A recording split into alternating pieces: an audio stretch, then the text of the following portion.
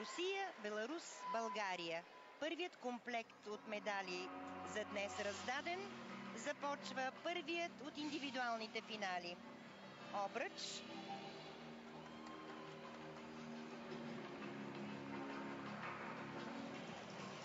Анна Алябиева.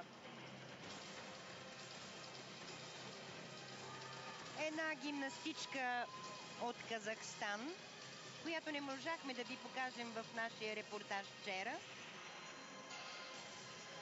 Тя също се подготвя в Центъра за олимпийска подготовка в Москва. Това личи в стила й.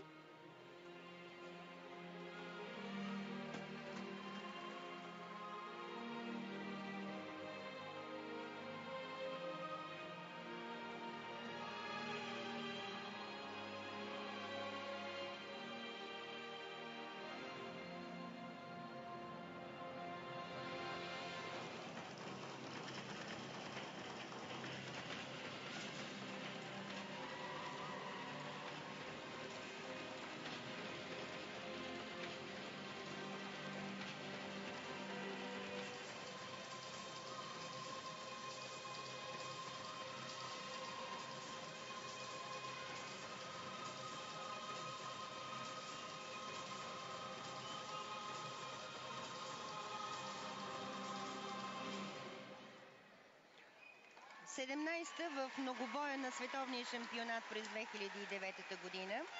Финалистка на обръч на миналогодишното световно